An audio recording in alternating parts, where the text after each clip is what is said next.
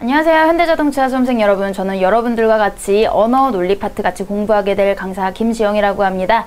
자, 각각의 파트에 대해서 조금 설명을 드리면은요. 먼저 언어 이해부터 우리 첫 번째 챕터 공부해 보도록 하겠습니다.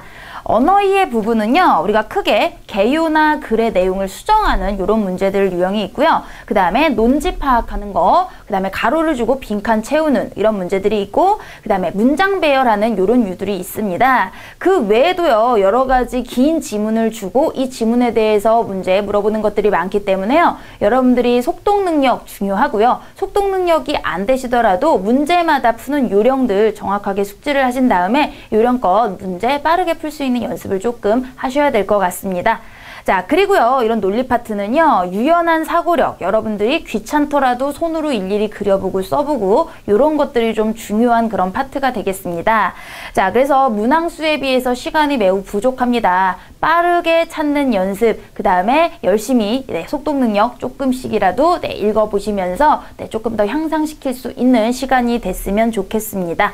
자, 그러면은요, 우리 한번 문제 유형별로 살펴보면서 각각의 문제 유형별로 어떤 식으로 풀어나갈 수 있는지 팁을 좀 알려드리도록 하겠습니다. 첫 번째 나와 있는 문제 유형이요. 개요, 글 수정 완성하기입니다. 자, 개요 문제 같은 경우에는요, 가장 많이 나오는 그런 유형들이요, 크게 세 가지 정도로 나뉘어집니다. 먼저요, 개요 문제에서 큰 제목이 있으면요, 요 제목 아래에 있는 작은 제목들 있잖아요. 요게 제대로 된 항목 안에 들어가 있느냐, 그거를 묻는 문제들이 가장 많고요.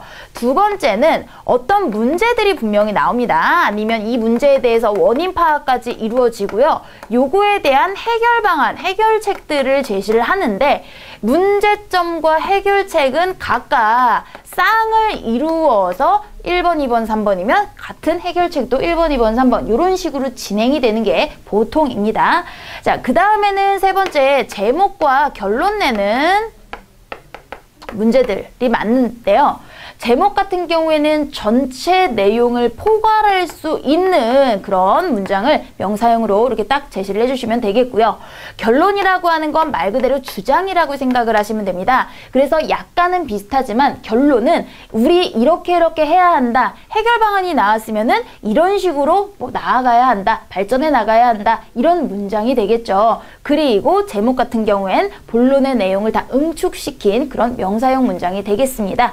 자, 모든 문제들이 다 요런 큰 틀에서 그렇게 크게 바뀌지 않습니다.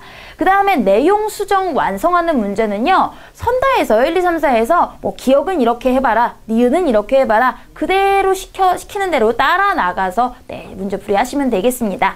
자, 그러면 예제 문제를 한번 보도록 할게요. 다음 글을 읽고 수정한 것으로 옳지 않은 것. 자, 그러면 이걸 읽을 필요 없이요, 1번부터 한번 시키는 대로 따라가 보도록 하겠습니다. 1번에 디귿의 밑줄 친 문장을 기억의 위치로 이동시킨다 했습니다. 자, 그럼 디귿을 먼저 볼게요.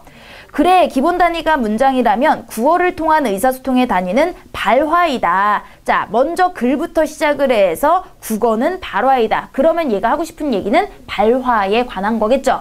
자, 그래서 첫 문장으로 올라갔더니요, 담화에서는 화자는 발화를 통해 명령, 요청, 질문, 제안, 약속, 경고 이런 의도를 전달한다. 아, 이 발화라는 소재를 끌어내서 발화를 좀 더 구체적으로 이런 의도를 전달하는구나. 자, 연결이 되니까 어색하지 않아요. 옳은 겁니다.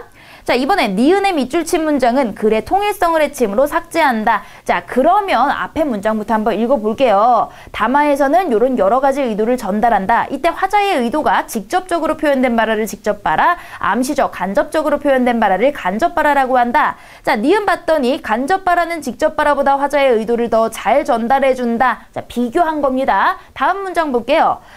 디귿은 위로 올라갔으니까 넘어가고요. 일상대화에서도 간접 발화는 많이 사용되는데 그 의미는 맥락에 의존하여 파악된다. 자, 계속 의미에 대한 이야기를 하고 있어요. 의도, 의미. 그런데 갑자기 니은에 간접 발화와 직접 발화의 비교를 해주고 있죠. 그렇기 때문에 통일성을 해치니까 삭제하는 편이 더 자연스럽겠다.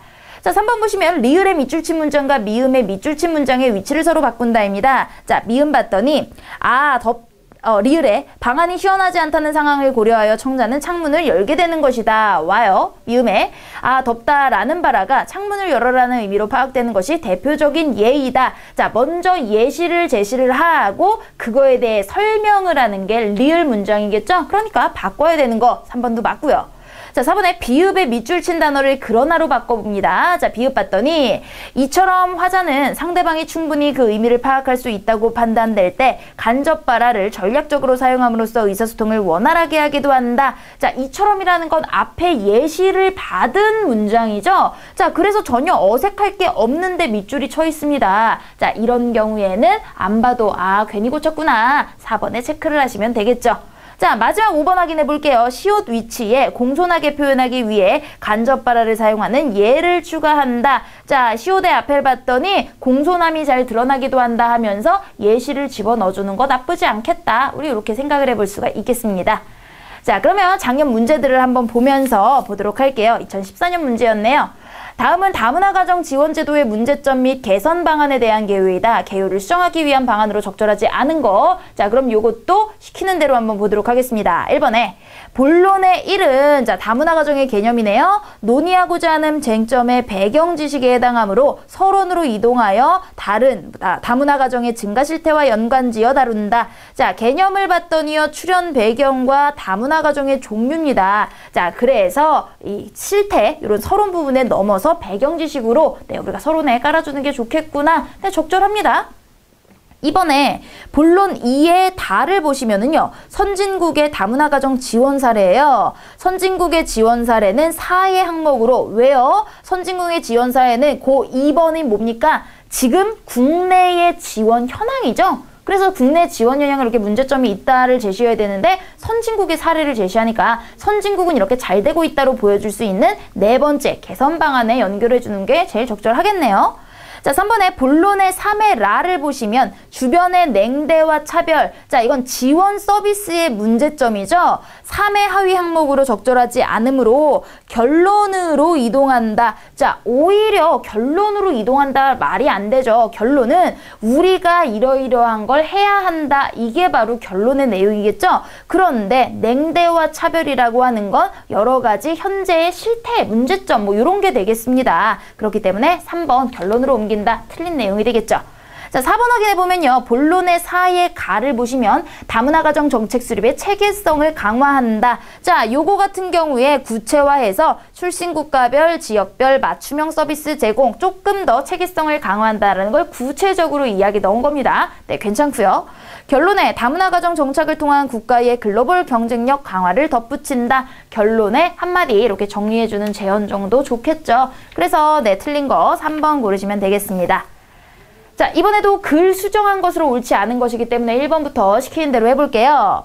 기억의 위치에 최근 일본의 암 전문 나구모 요시노리의 책 1일 1식이 서점과 종합 베스트셀러 10위권에 오르며 인기를 얻고 있다는 문장을 추가하고요. 다음 문장 읽어보시면 나구모 요시노리가 주장하는 건강실천법은 이렇게 나왔습니다. 처음부터 모르는 사람 이름이 나와서 얘가 이렇게 하래 라고 하는 것보다는 이 사람이 누구인지 왜 이 사람을 언급을 했는지가 나오는 게 중요하죠. 그래서 1번대로 시키니까 훨씬 더 자연스러워졌어요. 2번 보시면 니은의 밑줄 친 문장을 미음으로 이동시킨다. 자, 니은의 밑줄 친 거 봤더니 식사량을 40% 줄이면 수명이 1.5배 늘어난다는 동물 실험 결과도 있다며 실생활에서 검증된 것으로 내 자신이 산 증인이다 했습니다. 자, 미음 봤더니 미음의 앞문장이 그가 주장하는 또 다른 근거는 동물 실험이다 라고 하면서 그의 말을 따와서 동물 실험 결과도 있다. 내가 그 산 증인이다. 그 사람의 말을 근거로 따온 거죠. 그러니까 일로 옮기는 게 좋겠구나. 같은 동물 실험에 연결이 되겠구나.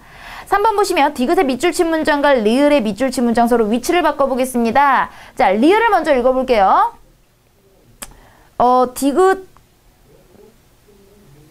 디귿을 시르트르는 노화와 병을 막고 수명을 늘려주는 유전자인데 이 유전자가 활동하기 위한 전제 조건이 공복 상태라는 것이다. 자, 시르트르라는 모르는 게 나왔어요. 그런데 자, 니은은 어차피 미음으로 넘어갔으니까 그 앞에 문장을 봤더니 공복 상태에서 나오는 시르트르라는 유전자 때문이라고 설명했다라고 나왔습니다. 그러면 같은 시르트르라는 단어가 연결이 돼야 되겠죠? 그러면 니은은 빠졌다고 생각할 때 디귿은 바로 여기에 연결되는 게 맞을 텐데 라고 갸우뚱할 수 있어요. 자, 혹시나 리을을 봤더니요. 그가 주장하는 또 다른 근거는 동물 실험이다 라고 했습니다. 그러면 앞에 시르트르 얘기가 끝나고 새로운 동물 실험 결과가 나와야 되니까 이거는 바꾸지 말고 그대로 내버려 두는 것이 맞겠구나. 3번이 틀린 답이 되겠죠.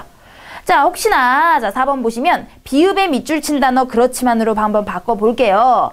그렇지만 이에 반대하는 의견도 있다. 그죠? 앞부분 내용의 반대 내용이니까 역접의 접속사 바꿔주는 게 맞고요.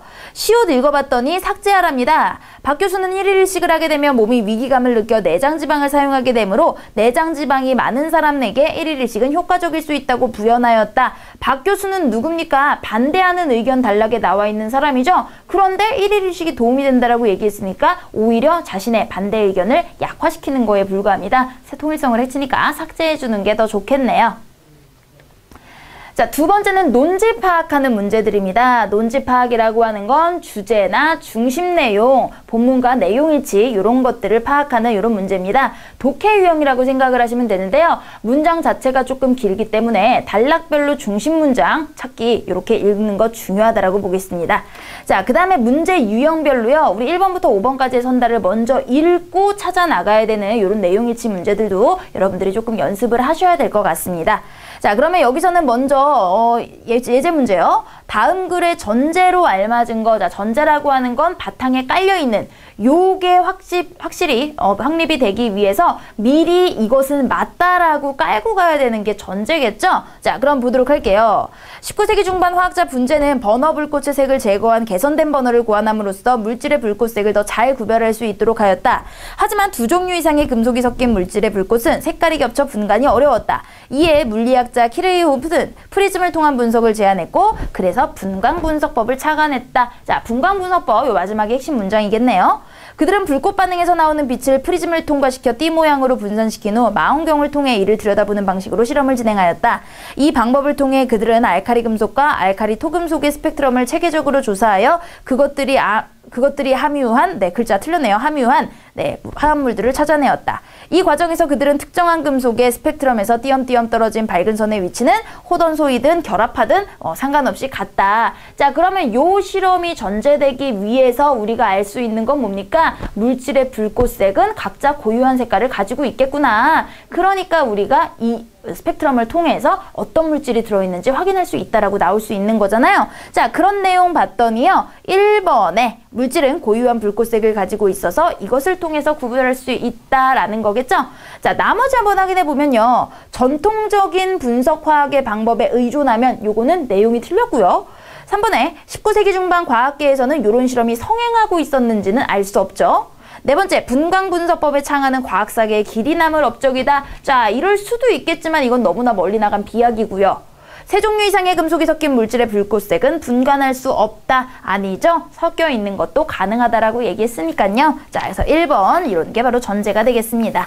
자, 이제 실전 보시면 지문 내용과 일치하지 않는 것을 고르면 되겠는데요. 자, 이거는 문제가 잘못됐습니다. 조금 바꿔주세요. 일치하는 것으로 고치고 우리 한번 1번부터 5번까지를 선다 먼저 보도록 할게요. 일치하는 거 고르는 겁니다.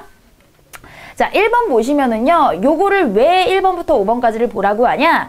내가 위에 글을 힘겹게 다 읽고 나서 아래 부분을 보고 다시 바로바로 찾아 나가는 요것도 상관없어요. 하지만 우리가 운이 좋게 앞부분에 다 몰려 있을 수도 있기 때문에 아래 1번부터 5번까지 해서 핵심 키워드만 조금 체크를 해 놓으시면은요. 요 단어가 나오면은 바로바로 체크해서 끝까지 안 읽고 우리가 답을 구할 수 있는 이렇게 속도를 좀 낼 수 있는 시간을 좀 줄일 수 있는 이런 방법들을 알려드리는 겁니다. 자, 그럼 한번 연습을 해볼게요. 1번 보시면 초기의 김치는 서양의 피클이나 일본의 쯔케모노와 동일한 음식이었다. 자, 이렇게 오타 난 거 좀 고쳐주시고요. 자, 그러니까 여기에 초기의 김치, 피클과 쯔케모노와 동일하다. 요 정도 생각을 하면 되겠고, 이번에 18세기 말 배추가 존재하지 않았다. 자, 18세기 말까지 배추 없었대요. 3번에 고추, 기존에 쓰이던 후추와 전초는 쓰이지 않게 되었다. 고추 이후에 후추, 전초 쓰이지 않는다. 이 부분 체크해 두시면 되겠고 4번에 다른 나라의 고추 품종은 열이 내게 하는 기능이 부족하므로 김장김치에 적합하지 않다. 자, 다른 나라의 품종 김장김치에 적합하지 않다. 이 정도고요. 5번에 현재 김치의 가장 대표적인 형태로 여겨지는 배추김치가 만들어지기 시작한 건 18세기 말. 자, 배추김치 18세기 이렇게 키워드만 위주를 쳐두시면은 바로바로 우리가 확인할 수 있겠죠. 자, 그럼 위에 한번 지문 보도록 할게요. 김치는 넓은 의미에서 소금, 초, 장 등의 절인 채소를 말한다. 김치의 어원 딤채도 담근 채소, 그러므로 깍두기, 오이지 이런 것들은 물론 장아찌까지도 김치류에 속한다. 우리나라 김치는 지라고 불렸고요. 그래서 여러 가지 지가 붙는다. 초기의 김치는 단무지나 장아찌에 가까웠을 것이다. 자, 1단락에는 아무것도 없습니다. 2단락에 처음에 자 피클과 찌개문어 나왔네요. 비슷했던 김치가 그런데 1번에는 동일하다고 그랬죠? 전혀 의미 구조 다릅니다. 자, 틀린 거예요. 이거는. 음식이 된 것은 젓갈과 고춧가루를 쓰기 시작하면서부터이다. 하지만 이때도 김치의 주재료는 무나 오이였다. 우리가 지금 흔히 먹는 배추김치는 18세기 말, 자 비슷한 글자 나왔죠? 중국으로부터 크고 맛이 좋은 배추 품종을 들여온 뒤에 널리 담그기 시작했구나. 자, 요거 2번에 18세기 말에는 배추라는 작물이 존재하지 않았다라고 나왔는데 이 문장은 뭐예요? 더 크고 맛이 좋은 배추 품종이 들어오면서겠죠? 자, 그러니까 이거는 내용 틀린 겁니다. 비슷하지만. 자, 그래서 18세기부터 널리 담그기 시작하였고 20세기 들어와 무김치를 능가하게 되었다. 자, 요거는 우리 5번 내용과도 일치하는 거겠죠? 바로 배추김치 널리 18세기 말부터 이렇게 담그기 시작하였다. 바로 5번이 우선 맞는 거라고 체크를 하고 맞는 거 찾았으면 사실 시험 실전에서는 다음 문제로 넘어가셔도 되는 겁니다. 하지만 우리는 지금 공부하는 학생 신분이기 때문에 한번 다른 것도 확인을 해볼게요. 김치와 관련하여 우리나라 향신료 대명사로 여겨지는 고추는 생각만큼 오랜 역사를 갖지 못하다. 중미 멕시코가 원산지의 고추는 남만초나 외계자라는 이름으로 16세기 말 전래되어 17세기부터 보급되다가 17세기 말 가루로 만들어 김치에 쓰였습니다. 조선 전기까지 주요 향신료 후추, 전초 등이었고 이 가운데 후추는 값이 비쌌고요. 19세기에 와서 고추는 향신료로서 압도적인 우위를 차지하게 되었고 그 결과 후추는 더 이상 고가품이 아니게 되었으며 산초라고도 불리는 전초의 경우 지금에 와서는 간혹 추어탕에나 쓰일 정도가 되었다. 자, 3번에서는 뭐라고 그랬어요? 전초 쓰이지 않는다라고 했는데 지금 간혹 추어탕에서 쓰인다라고 했으니까 이것도 틀린 말이 되겠죠? 자, 마지막 단락 보시면 우리나라 고추는 다른 나라 고추 품종과 달리 매운맛에 비해 단맛 성분이 많고 색소는 강렬하면서 비타민C 함유량이 많다. 더구나 고추는 소금이나 젓갈과 어우러져 몸에 좋은 요소를 만들어낸다. 또 몸의 지방 성분을 산화시켜 열이 나게 함으로써 추위를 이기게 하는 기능이 있다. 자, 산화시킨다라는 얘기 4번에 있었는데 그것과 연결지어서 뭐 다른 나라 고추 품종이라든지 김장김치와 연결되는 그런 내용은 없겠죠? 그러니까 4번도 틀린 내용. 그래서 우리 일치하는 거 5번 하나 이렇게 찾을 수 있겠구나 생각하시면 되겠습니다. 자, 다음 문제는 주제 문제입니다. 주제 문제는요, 전체 내용을 다 포함할 수 있어야 돼요. 그렇기 때문에 그 단락별로 중심 문장을 찾으시고 그 중에 제일 중요한 거 혹은 모든 단락의 중심 문장을 포함할 수 있는 그런 문장을 찾으시면 되겠습니다. 자, 그럼 한번 2번 읽어볼게요. 죽음의 편재성이란 우리가 언제 어디서든 죽을 수 있다는 것을 뜻한다. 죽음의 편재성은 부인할 수 없는 사실이고 그 사실은 우리에게 죽음의 공포를 불러일으킨다.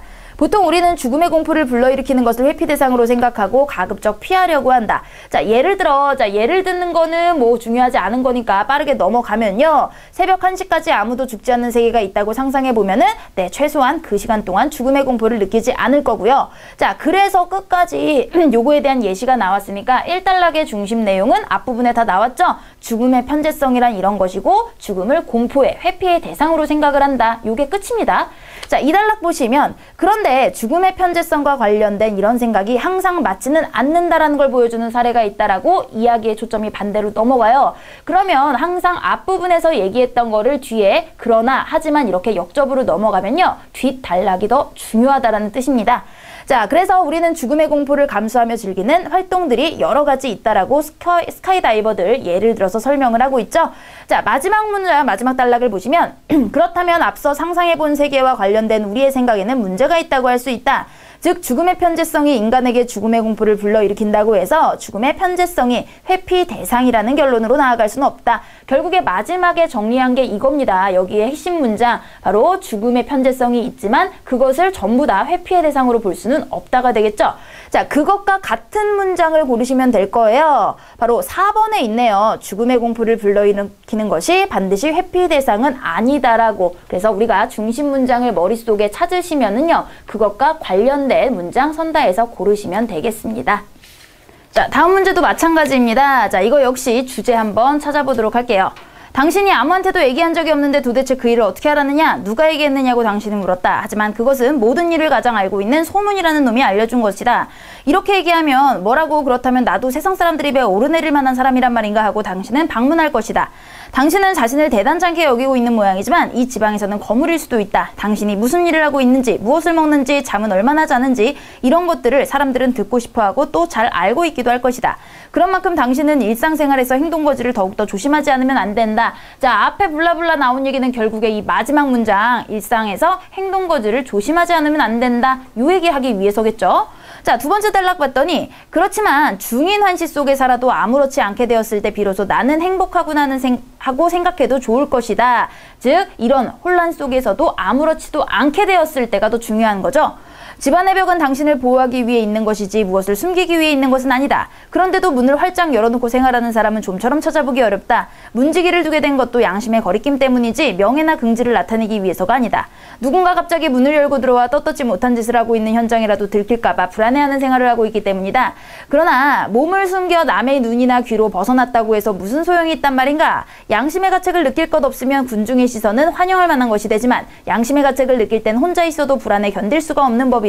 자, 이게 바로 얘기하고 싶은 거네요. 양심의 가책에 따르니까 양심의 가책을 받지 않도록 해야 된다라는 거겠죠.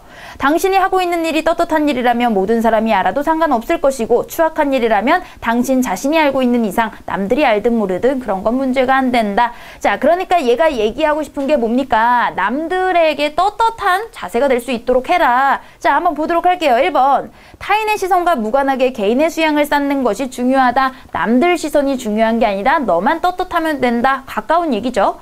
이번에 타인의 시선에 대한 가장 바람직한 대처법은 무시해라. 무시해라 얘기 절대 아닙니다. 3번에 타인의 시선은 개인에게 큰 영향을 끼친다. 자, 타인의 시선에 대한 영향 얘기도 아니고요. 네 번째인 때로는 타인의 시선이 정확하다. 전혀 관계없고요. 5번에 언제 어디서든 타인의 시선은 존재하므로 항상 행동거지를 조심해야 한다. 자, 요것과 헷갈릴 수 있겠지만요. 요거는 1단락의 이야기에 불과하죠. 주제, 중심 내용은 전체 단락을 전부 다 포함해야 하는 거기 때문에 1단락만 나와 있는 5번은 답이 될 수 없다라는 겁니다. 자, 이번에는 내용일치 문제입니다. 그럼 내용일치 문제는요. 먼저 1번부터 5번까지 핵심 키워드를 잡고 그 다음에 읽어보도록 하겠습니다. 미국과 소련 및 그 동맹국 사이에 있었던 냉전 상태의 원인은 다양한 연구를 통해 명확하게 밝혀졌다. 자, 그럼 1번에서 체크해야 될 거는 냉전의 원인 밝혀졌다. 이 정도고요. 이번에 전통주의는 냉전의 책임이 소련에게 있다고 보는 의견으로 미국 학자들 중심으로 제기되었다. 자, 전통주의, 책임 소련, 미국 학자들이 뭐 이 정도. 3번에 전통주의에 반발하여 나타난 수정주의, 소련의 목적은 주로 안 보였으나 미국이 과잉 반응하여 냉전이 시작되었다고 주장하였다. 자, 수정주의는 뭐예요? 미국이 과잉 반응. 자, 네 번째 탈수정주의는 냉전이 양국 중 어느 한쪽 정책에 의해 발생한 것이 아니라 양국의 정책 상호작용에 의해 발생하였다고 본다. 자, 탈수정주의는 상호작용. 5번에 역사 연구를 위해서는 역사적 현상을 구성하는 복합적 요인들을 개별 분석하여야 한다. 그래서 개별 분석 요 정도 머릿속에 두고 읽어보도록 하겠습니다. 자, 2차 세계대전이 끝나고 나서 미국과 소련 및 그 동맹국들 사이에서 공공연하게 전개된 제한적 대결 상태를 냉전이라고 한다. 냉전의 기원에 관한 논의는 냉전이 시작된 직후부터 최근까지 계속 진행이 되었다. 자, 이거 1번과 관련이 될 수 있겠죠. 1번에는 뭐라고 그랬습니까? 다양한 연구를 통해 명확하게 제시되었다고 했는데 지금까지 계속 진행되었다. 그럼 명확하게 결론 난 거 아닙니다. 이는 단순히 냉전의 발발 시기와 이유에 대한 논의뿐 아니라 그 책임 소재를 묻는 것이기도 하다. 그 연구 결과를 편의상 3가지로 나눕니다. 첫 번째, 전통주의는 자 2번과 관련되어 온 거죠. 냉전을 유발한 근본적 책임이 소련의 팽창주의에 있다고 보았다. 소련은 세계를 공산화하기 위한 계획을 수립했고 이 계획을 실현하기 위해 특히 동유럽 지역을 시작으로 적극적인 팽창 정책을 수행하였다. 그리고 미국이 자유민주주의 세계를 지켜야 한다는 도덕적 책임감에 기초하여 그에 대한 봉쇄 정책을 추구하는 와중 냉전이 발생했다고 본다. 자, 이거는 앞부분은 이번에 앞부분 얘기까지는 맞는 것 같은데요. 자, 여기 이야기에 미국이 주로 이야기했다라고 하는 거는 딱히 없죠. 그러니까 미국이 이야기했다는 뒷부분은 이번에 보기에 틀린 겁니다. 자, 다음 단락 넘어가서 수정주의는 나옵니다. 3번 이야기죠. 기본적으로 냉전 책임이 미국에 있고 미국의 정책은 경제적 동기에서 비롯됐다고 주장했다. 자, 여기 수정주의 미국이 반응한 게 아니라 과잉 반응한 게 아니라 미국이 먼저 시작한 게 수정주의니까 3번도 틀렸습니다. 자, 즉 미국은 전후 세계를 자기들이 주도해 나가야 한다고 생각했고 전쟁 중에 급증한 생산력을 유지할 수 있는 시장을 얻기 위해 세계를 개방경제체제로 만들고자 했다. 그러므로 미국 정책 수립의 기저에 깔린 것은 이념이 아니라는 것이다. 자, 오히려 미국이 유럽에서 공격적인 정책을 수행했고 소련은 이에 대응했다는 것이다. 미국은 공격적이었네요. 자, 넘어가시면 냉전의 기원에 더한 탈수정주의 네 번째 있었죠. 위에 두 가지 주장에 대한 절충적 시도로 냉전의 책임을 일방적으로 어느 한쪽에 부과해서는 안 된다. 즉 양측의 상호작용에 의해 발생했다는 것이다 라고 했네요. 바로 4번에서 읽었던 탈수정주의는 상호작용에 의해 발생했다. 4번이 맞는 얘기겠죠. 자, 5번 얘기는 어딨나 봤더니 맨 마지막에요. 맨 마지막 단락. 역사적 현상은 복합적 요인들로 구성되지만 중심적 경향성은 존재하고 이를 파악하여 설명하는 것이 역사 연구의 본령 중 하나이기 때문이다 라고 마지막에 개별적으로 분석하라는 이야기는 안 나왔습니다. 그래서 우리 틀린 것까지 다 확인을 해봤고요. 4번 맞는 거 체크해 주시면 되겠네요. 자, 이번에는 빈칸 채우기 문제들입니다. 뭐 어떤 단어에 들어갈, 가로에 들어갈 단어나 문장 아니면 접속어, 지시어 이런 것들 찾아내는 문제라서요. 전체 내용을 읽으시기보다는 그 가로 앞뒷 문장을 가지고 빠르게 유출해내시면 되겠습니다. 자, 그러면은 여기 빈칸에 들어가기 적합한 문장을 골라라라고 했습니다. 그러면 그 앞단락, 뒷단락 혹은 그 단락 안에서 우리가 찾을 수 있는지를 먼저 보도록 할게요. 가로 안에 있는 단락 볼게요. 흉은 여기에서 더 나아가 과학적인 지식마저도 알 수 없다고 하였다. 자, 앞부분이 뭔진 모르겠지만 과학적인 지식마저도 우리가 알 수 없는 것이라고 흉이 이야기했답니다. 과학적 지식은 관찰과 실험을 통해 얻은 개별적 사실로부터 인과관계나 법칙을 찾아내어 체계화한 결과이다. 자, 그런데 이런 과학적 지식조차도 알 수 없는 것이다. 이렇게 나와야 되겠죠? 첫 문장에서 요 단락에 첫 문장에서 과학적 지식도 부정을 했는데 그 다음 문장에 과학적 지식은 요런 결과이라고 나왔으니까요. 이런 거조차도 알 수 없는 지식이다. 따라서 지식은 수학적 직접 경험 요거에 한정되어야 된다. 과학적 지식을 부정해야 되겠습니다. 그러면 그 윗문장을 부정하는 내용이 있는지 한번 보도록 할게요. 1번에 경험은 주관적 정신의 영역이기 때문에 물질을 객관적으로 지각할 수 없다는 것이다. 자, 이 과학적인 지식은 관찰과 실험을 통한 이런 거라고 나와 있지 경험과 주관적인 이야기가 앞에 나오진 않았고요. 2번에 인과관계나 법칙을 세우는 것이 물질의 실제를 부정하는 일, 이거는 우리가 알 수 있느냐 없느냐라는 것이지 물질 자체를 부정한다는 얘기는 아닙니다. 자, 3번에 우리는 인과관계나 법칙을 지각할 수 없고 다만 경험의 직접적인 대상만을 지각할 수 있을 뿐이라는 것. 자, 우리 그 앞문장이 뭐였습니까? 가로 앞문장에 개별 사실로부터 인과관계나 법칙을 찾아내는 것이 과학인데 요런 인과관계나 법칙을 우리가 지각할 수 있는 것들은 아니다. 경험만 직접 지각할 수 있는 거기 때문에 과학은 제외가 되는구나. 우리가 정확히 알 수 있는 것이 아니로구나. 이렇게 문장이 연결이 되겠죠? 그래서 결론적으로 얘는 수학과 직접 경험만 인정한다. 이렇게 되는 겁니다. 아, 3번이 바로 윗문장을 부정해주는 내용이기 때문에 네, 3번 답을 찾으시면 되겠고요. 자, 혹시 4번, 5번 확인해 볼게요. 4번에 과학적 지식을 얻기 위한 사고강정은 감각을 이용하지 않기 때문에 신뢰할 수 없다. 아니죠. 감각에 의해서 실험을 통해 얻은 거기 때문에 감각 이야기는 윗부분에 나오지도 않고요. 감각이라고 하는 거는 뒤에 직접적 경험과만 관련이 있습니다. 그 다음에 5번에 과학적 지식을 탐구하는 것은 실제하지 않는 것을 좇는 과정이라는 것이다. 자, 이거는 네, 잘못된 결론을 낸 거겠죠. 그래서 바로 앞에 나와 있는 단어를 그대로 받아서 이렇기 때문에 과학은 우리가 알 수 없는 것이다 라고 결론을 낼 수 있겠습니다. 자, 다음에는 접속어 문제입니다. 자, 접속어도요, 앞에 문장, 뒤에 문장 한번, 요건 길지 않으니까요, 한번 요 앞탈락 보도록 할게요. 플래시 메모리는 EPROM과 EEPROM의 장점을 취해 만든 메모리이다. 자, 뭔진 모르겠지만 플래시 메모리가 이런 거래요. 그래서 EPROM은 이런 것이고 EEPROM은 자, 각각 설명을 했습니다. 중요하지 않아요, 내용은. 자, 그래서 셀 하나당 2개의 트랜지스터가 필요하면 플래시 메모리는 1개의 트랜지스터 셀로 구성하여 전기적으로 데이터를 쓰고 지울 수 있다. 자, 요 앞에까지는 플래시 메모리의 장점입니다. 그죠? 각각 2가지로 나눠서 각각 하나하나씩 설명을 했어요.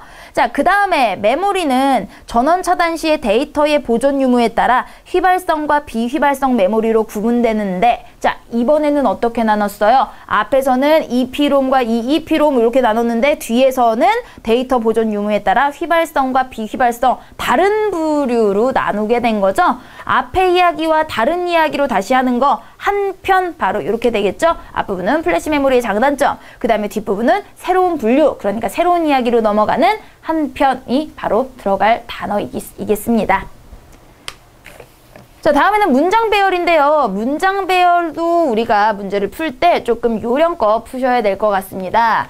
먼저 첫 번째는요, 우리 1, 2, 3, 4번에 있는 선다에서 첫 문장을 찾아야 됩니다.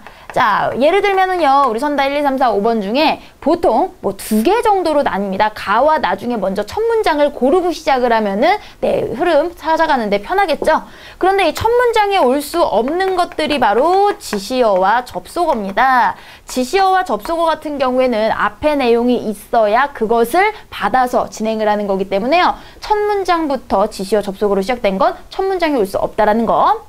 자, 두 번째는 우리가 아까 무시했던 지시어와 접속어가 두 번째 문장부터는 매우 중요해진다라는 겁니다. 바로 얘를 통해서 문장 간의 관계를 우리가 생각을 해봐야 되고요. 자, 세 번째는 같은 단어나 어구들이 나오면은요, 바로 네 문장 같이 연결을 해주시는 겁니다.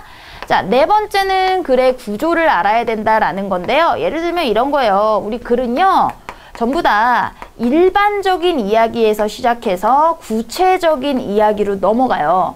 그 다음에 내가 하고 싶은 주제가 있으면 이거를 보조해주는 문장이 따라오는데, 다시 한번 설명해주는 부연, 상술, 예시, 뭐 비유, 뭐 이런 다양한 것들 있잖아요. 자, 이런 것들은 전부 다 보조 문장에 해당이 됩니다. 자, 그 다음에 어떤 우리 주장하는 게서 많이 나오는데요. 문제점이 나오면 요거에 대한 해결책을 이끌어내기 위한 거고요. 이야기 구조, 일화인 경우에는 이것을 통해 얻을 수 있는 교훈과 깨달음, 그 다음에 뭐 원인이 있으면 이거에 대해서 분석해서 결과를 이끌어내는 뭐 요런 기본적인 구조들을 생각을 해서 앞부분에 있어야 되겠구나, 뒷부분에 있어야 되겠구나, 이런 걸 생각을 하시면 되겠습니다. 자, 그러면 한번 예제 문제 보도록 할게요. 다음 문장을 문맥에 맞게 배열한 것으로 옳은 거 고르라고 했는데요. 자, 1, 2, 3, 4, 5번을 먼저 봤더니 나마바. 자, 3개나 있네요. 자, 나마바를 한번 보도록 할게요. 나에는 옛날처럼 우수한 인재가 과학 분야에 몰리지 않기 때문인가? 아니면 현재 진행이 되고 있는 과학의 내용이 너무 어려워서 아무리 대단한 천재라도 그것을 완전하게 해결하지 못하기 때문일까? 자, 질문은 보통 첫 번째 나와야 되는 문제제기인데요. 아무런 소재 제재도 없이 문제제기부터 하고 있어요. 무엇이가 없습니다. 자, 그래서 우리 한번 말을 볼게요. 과학 분야에서 혁명적인 변혁이 나타나지 않고 이에 따라 영웅적 인물도 나타나지 않고 있는 원인은 여러 측면에서 생각해 볼 수 있다. 자, 원인을 뒤에서 구체적으로 설명을 하겠다라는 뜻이고요.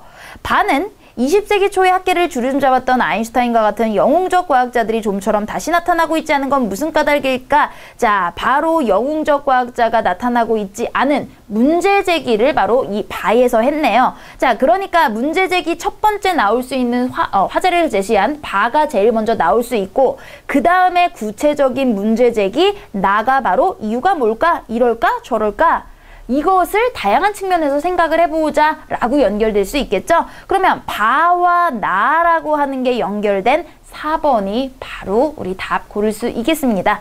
자, 혹시나 해서 뒤에 부분 봤더니 방금 읽었던 마가 여러 가지 원인을 생각을 해봤고요. 다와 라에서 20세기 초반과 후반 서로 대조적으로 원인 분석해서 가에 이에 따라 라는 결론에 접수사 보이죠? 그렇게 결론을 낸 이런 문장 배열이 되는 겁니다. 자, 그럼 실전 문제 풀어볼게요. 이번에는 가나다라 네 문장이고요. 아래 보기를 봤더니 가다라 중에 고르는 거네요. 가는 한 편이라고 나왔기 때문에 네, 제외하고요. 다와 라 중에 고르시면 됩니다. 자, 다의 세습무당 집안 출신의 노래 잘하는 남자 무당들은 무속이라는 속박을 떨쳐버리고 돈을 벌기 위해 소리판을 벌이게 되었다. 이들의 소리가 많은 사람들에게 환영을 받자 점차 전문 직업인으로서 명창이 등장하게 되었다. 무당 출신이 소리꾼이 된 과정입니다. 라는 호남 지역의 세습무당들은 개인의 질병을 치료하는 굿보다 마을 풍년이나 풍어를 기원하는 마을 굿을 하여 생계를 유지했다. 그런데 점차 이런 굿이 사라지며 생계를 위협받게 되었다. 아, 라의 무당들이 굿을 원래 하던 것들이고 얘네들이 나중에 소리판으로 바뀐 다음이 다가와야 되겠죠? 그럼 라가 먼저 나온 4, 5번 중에 골라야 하는데요. 자, 라 다음에 바로 다로 이렇게 소리판을 벌리게 되었다가 나와야 할지 혹은 가가 먼저 나온 다음에 나와야 할지 가를 읽어볼게요. 한편 이 시기에는 상업이 발달하면서 상행위가 활발해졌고 생활이 풍족해짐에 따라 백성들의 문화 요구가 커지며 예능이 상품으로 인정받았다. 이에 따라 춤과 소리 등 예술과 고개가 구경거리로 부상하였다. 자, 원인, 사회적인 배경이 먼저 나와야 되겠죠? 그래서 사회적 배경이 이랬기 때문에 다의 돈을 벌기 위해서 얘네가 유흥 쪽, 소리꾼 쪽으로 바뀌게 되었구나 라는 원인과 그 결과 이렇게 나와야 되겠습니다. 나는 예를 든 겁니다. 춘향가의 예를 든 거죠. 그래서 4번에 먼저 이 위협받게 된 얘기를 하고 원인과 변화 과정, 예시 이런 순서로 글이 진행됐구나 알 수 있겠습니다. 자, 이번에는 문장들이 좀 깁니다. 자, 이것도 근데 다르지 않아요. 중심 문장들을 찾으신 다음에 중심 문장들의 관계만 가지고 보시면 되겠습니다. 자, 1번부터 5번까지를 봤더니 가나다라 다 있네요. 맛빼고. 자, 그러면 한번 하나하나 보도록 하겠습니다. 가에는요. 민간화는 지방자치단체가 담당하는 특정 업무의 운영권을 민간기업에 위탁하는 것으로 자, 민간화가 무엇인지에 대한 민간화는 이렇게 나왔어요. 거기 밑줄을 치시고요. 자, 이런 것이다. 하지만 민간화를 통해 수용되는 주민들의 요구는 반영되지 못하는 경우가 많고 기업의 이익을 우선한다는 한계. 그 다음에 경영화는 민간화와 달리 자, 그러니까 가에서는 어디 체크를 하셔야 돼요? 민간화는 첫 번째 문장이랑 그 다음에 요 중간에 경영화는 자, 민간화 와 경영화 각각의 문제점들, 뭐 장단점들을 이렇게 설명을 한 것 같아요. 자, 그러면 이 내용이 중요한 게 아니기 때문에 그 부분 체크하고 나달라고 넘어갈게요. 현대사회가 다원화되고 복잡해지면서 중앙정부는 물론 지방자치단체 또한 정책 결정 과정에 능률성과 효과성을 우선시하는 경향이 커져왔다. 이로 인해 전문적인 행정 담당자를 중심으로 한 정책 결정이 빈번해지고 그러나 지방자치단체 결정은 지역 주민의 의사와 무관하거나 배치되어서는 안 된다는 점에서 이런 정책 결정은 지역 주민의 의사에 보다 부합하는 방향으로 보완될 필요가 있다. 바로 나는 현대사회의 필요성, 바로 문제 제기를 하고 있는 거죠. 자, 문제 제기는 우리 앞부분에 나와야 되니까 나 부분이 처음에 올 수 있겠구나. 자, 그럼 나가 앞부분에 올 수 있겠구나 라고 우리 앞부분에 나를 써주도록 하고요. 자, 다를 보겠습니다. 행정 담당자 주도로 이루어지는 정책 결정의 문제점을 극복하기 위해 자, 우리 앞부분에서 문제 제기한 거 받았죠? 그동안 지방자치단체의 노력이 없었던 것은 아니다. 지역 주민의 요구를 수용하기 위해 도입한 민간화와 경영화가 대표적인 사례이다. 자, 요거를 바로 다에서 받았고요. 민간화와 경영화가 대표적인 사례이다. 라고 그러면 그 사례를 민간화는 이렇고 경영화는 이렇다. 가에서 구체화시켜 줄 수 있겠죠. 자, 라를 봤더니 직접 민주주의 제도의 활성화를 통해 지역 주민들이 직접 정책에 참여하게 되면 자, 앞으로의 전망, 기대 같은 겁니다. 이러이런 장점이 있을 수 있을 것이다. 라는 뭐 전망, 기대. 그러니까 얘는 뒷부분에 올 수 있겠죠. 자, 마를 봤더니 이러한 한계를 해소하고 지방자치단체의 결척 과정에서 지역 주민 전체의 의견을 보다 적극적으로 반영하기 위해서는 주민 참여 제도의 활성화가 요구된다. 라고 여러 가지 주민 참여 제도를 이야기했습니다. 바로 이런 주민 참여제도는 가에 나와 있는 이런 것들을 여기서 뭐라고 그랬어요? 한계들, 부정적인 것들이 나와 있었죠? 각각의. 이런 것들을 해소하기 위해서 주민 참여를 하고 주민 참여라는 거는 직접 민주주의의 이런 의 과정이 있다. 자, 그러니까 처음에 아예 보기를 봤더니 그죠? 나와다가 가 이렇게 연결되는 이런 부분은 1번밖에 없습니다. 그래서 끝까지 읽지 않더라도 우리는 1번이라는 거 알고 넘어가도록 하겠습니다. 자, 다음 문제 봤더니 가와 다를 처음에 둘 중에 하나를 고르래요. 가는 국가가 등장하는 까닭이 여기에 있다라는 지시어가 나왔어요. 이 지시어를 앞부분으로 놔도 그저 첫 문장에 올 수 없는 거죠. 그러면 그냥 다부터 시작이구나. 자, 다를 봤더니 다 다음에 가인지 나인지를 고르래요. 자, 그럼 다에 먼저 중심 문장 찾을게요. 인간의 본성에는 싸움을 불러일으키는 세 가지 요소가 있다. 첫 번째는 경쟁심이고 두 번째는 소심함, 세 번째는 명예욕이다. 자, 그래서 요 각각에 대해서 설명을 각각 하겠죠. 그러면 다의 핵심은 뭐예요? 싸움을 불러일으키는 세 가지 요소를 이야기했고요. 자, 그럼 가를 볼게요. 국가가 등장하는 까닭이 여기에 있다. 자, 이 여기가 말하는 것이 무엇인지를 한번 보도록 해야 되겠습니다. 나라고 하는 거는요. 따라서 강력한 국가가 모든 이들에게 두려움의 대상으로 존재하지 않는 상황에서 살아갈 때 인간은 전쟁이라 불리는 상태에 놓일 것은 분명하다. 자, 바로 국가의 필요성을 이야기하기 위해 이러지 않으면 전쟁이라는 상황에 놓일 것이 분명하기 때문이다 라고 나올 수가 있는 거겠죠. 그렇기 때문에 다의 인간의 분성은 이러이러하다. 그래서 폭력과 이런 것들이 생길 수 있다. 국가가 없을 경우에 인간은 전쟁 상태가 될 수밖에 없다. 이렇게 비참하게 그 내용을 나에서 이야기하고 국가가 등장하는 까닭이 여기에 있다. 바로 이렇지 않으면 여기 인간은 전쟁이라는 상황에 놓이게 될 것이니까 바로 이 전쟁 상황을 여기라고 하는 지시어로 콕 집어서 이야기한 거죠. 그러면 다 다음에 나 다음에 그 다음에 가가 나오는 이런 상황이 펼쳐지게 됩니다. 자, 그래서 5번으로 우리가 알고 뒷부분을 한번 확인해 볼게요. 마가 먼저 나왔네요. 이것은 만인으로 하여금 그들 모두의 권력과 힘을 한 사람이나 한 집단에 양도하고 이게 바로 국가죠. 그들의 모두 의지를 다수결에 따라 이렇게 대체시키는 것이다. 바로 국가로 하여금 구속을 받도록 하는 것이다. 이러한 행위는 결국에 만인에 대한 계약에 의해 만들어진 단일한 권력체 국가 내로 만인을 끌어넣는 것으로 만인의 진정한 통일을 의미한다. 자, 마지막에 국가라는 단어, 진정한 통일이라는 단어를 통해서 결론을 냈습니다. 자, 이번에는 앞문장이 먼저 있고요. 그 다음에 연결될 그런 문장 고르시면 되겠습니다. 이어폰으로 스테레오 음악을 들으면 두 귀에 약간 차이 나는 소리가 들어와서 자기 앞에 공연장이 펼쳐진 것 같은 공간감을 느낄 수 있다. 이런 효과는 어떤 원리가 적용되어 나타난 것일까? 라고 얘기했으면 이 원리에 대해서 차근차근 설명을 해야 되겠죠? 자, 아래 봤더니 가나다 중에 고르래요. 가는요. 음원까지의 거리는 거리 얘기가 나왔고요. 그래서 청자의 정중 안에 있다면 시간 차이는 없다. 거리입니다. 나는 음원의 위치는 자 이렇게 수직, 수평, 음원까지의 거리를 이용하여 자각하는데 그러면 여기서 음원의 위치 뒤에 수직, 수평, 음원까지의 거리가 나왔으니까 나가 먼저 나오고 그 다음에 가가 연결된다는 거 알 수 있겠죠? 자, 다는 사람의 귀는 자 귀에서 시작을 합니다. 우리가 질문 처음에 나왔던 게 뭐예요? 소리의 원리, 어떤 원리를 가지고 우리가 들을 수 있겠느냐, 스테레오를. 그래서 귀는 주파수 분포를 감지하여 알아내지만 음원의 위치를 알아낼 수 있는 직접적인 정보는 감지하지 못한다. 하지만 사람의 청각체계는 두 귀 사이 그리고 머리와 측면의 상호작용에 의해서 위치를 알아낼 수 있다. 자, 다에서 위치를 알아낼 수 있다. 그래서 이 음원의 위치 이야기가 나에 바로 연결이 되죠. 그죠? 똑같은 단어는 묶어주라고 했습니다. 자, 음원의 위치는 이렇게 개인차도 크다라고 한 다음에 자, 이 거리에 대해서 이렇게 설명을 할 건가 봐요. 자, 라를 봤더니요. 이때 치우친 정도가 클수록 시간 차이도 커진다. 자, 가는요. 정중앙에 시간 차이가 없는 얘기고 치우친 정도가 클수록 차이가 커진다. 이거는 차이가 있는 거니까 뒤에 가야 되겠죠?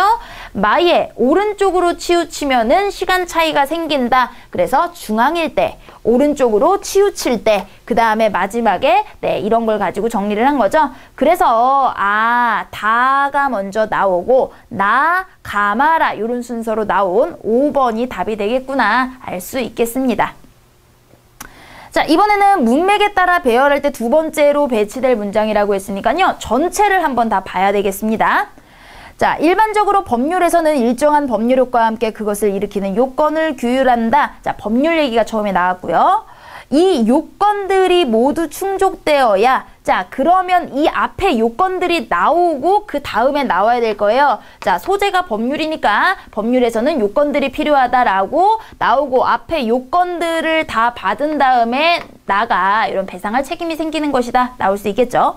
자, 다에 고의나 과실로 말미암은 위법행위가 있어야 하고 손해가 발생하여야 하며 이 위법행위 때문에 이른바 인과관계가 있어야 한다. 바로 이러한 구체적인 이런 요건들이 바로 여기에 해당이 되겠죠.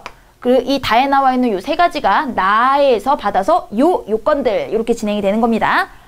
자, 라에 이를테면 민법 750조에서는 불법행위에 따른 손해배상 책임을 규정하는데 그 배상 책임의 성립 요건을 다음과 같이 정한다. 아, 성립 요건을 다음과 같이 세 가지로 정한다. 라고 이렇게 진행이 될 수 있겠고요.